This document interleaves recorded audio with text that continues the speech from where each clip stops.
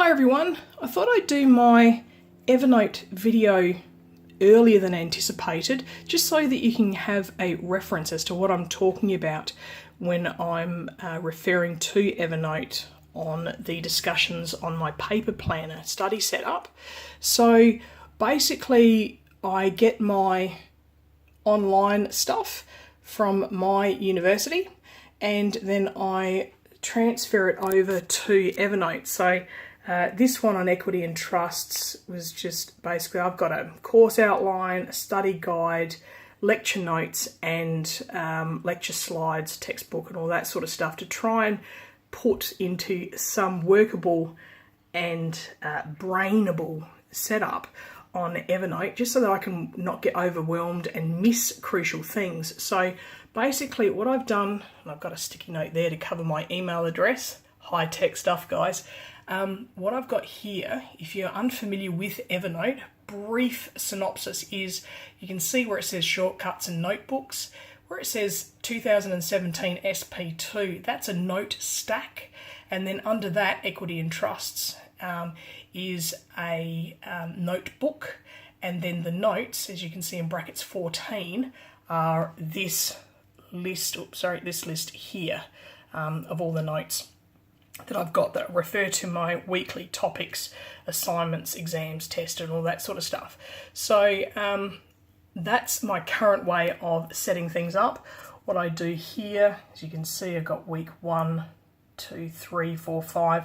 They're to do with the topics, and then within those topics I split them into what I've got to do that week. So here is week 1, lecture preparation, all the cases that I had to read for that week, lecture notes, the study guide and textbook readings and cases that I had to read, and then the lecture and the lecture notes to read before class, and then of course sometimes seminars, actually tutorial, sometimes I'd have questions that I would have to prepare for that class discussion on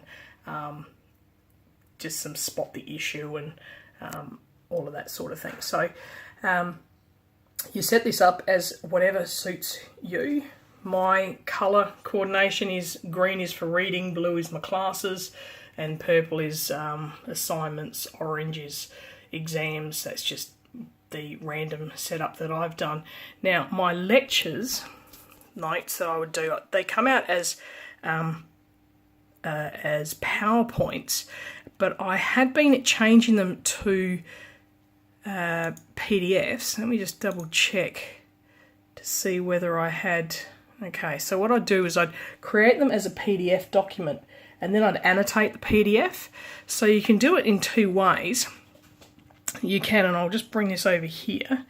You can annotate it, the PDF, by writing, underlining and writing stuff. So I could show you here, if I right click on the PDF document, then it just says annotate this PDF, and then it will open it. I'll just do this fit to page, and then what you've got here on the left, you can draw arrows. The A means you can do texts. This little pen is highlighting, and that you can, well, those little icons there kind of speak for themselves on what you want to put, if you want to write on the actual lecture slides, and see how I suppose you just customize it as to what suits you. A lot of people have the lecture slides, and then down the bottom they will just have places to put notes. Depends if you want to write on the lecture slide or if you want to write underneath it. That's just personal taste. I'm just trying to think of where I've. The good thing about annotating the PDFs is you can write on bits that are relevant, but the downside is you can run out of room. I'm just trying to find one. That's not a good example, but there are some where I've had cases where I'm trying to squeeze notes in and I quickly run out of room. but it is a personal thing. And the good thing about these PDFs on Evernote is that you can customize them and then update them, and all you have to do is just click on the attachment. Some of them, the PDFs, when you attach the document, it'll actually show the PDF itself, and all you have to do is just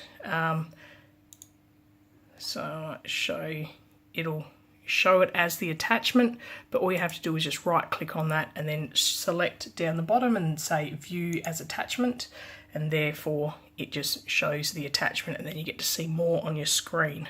So I think that pretty much covers it. I would do each topic, and then I would create assignment, exam, test. These are just the assessments in relation to that particular subject, and I would structure them, or I'd title them so that I could create an alphabetical hierarchy and or alphabetical order, sorry, so that I could easily find where I was at. Evernote defaults to opening on the last saved note, but I've changed the settings that it will actually show alphabetical order. So I create the name of my note, which is, to show the mouse pointer, where it's got 06 constituting express trusts and formalities. That's what the title of the note is, and therefore I start it with a W06, so it'll always start down the bottom. I hope that makes sense.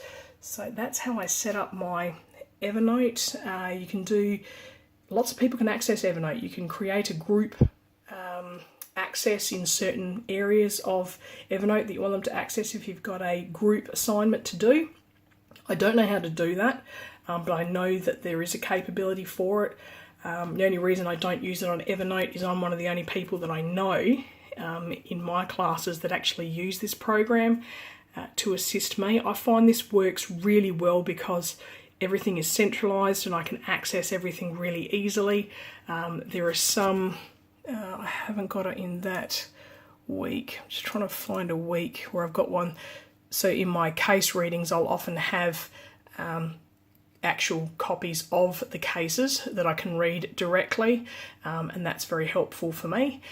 Some of these where I don't have the actual online or document attachments, it's because I can read them in my textbook, or I have other ways of accessing them depending on the database, because some of these are really old and they're difficult to find, particularly if you're going into, oh god, where were we, constituting trust 1862. Like, some of these are really hard to find, although Milroy and Lord's pretty easy. But anyway, I hope you find that helpful. If you have any questions, let me know, and I will probably do another video setting up my next study period, so at least you can see the skeleton and how you can develop it from there, or modify it to suit your own needs. This obviously is very specific for a reading heavy or heavy reading degree, which would not be suitable for science or practical based ones. So I hope you find this useful. Thanks guys, bye.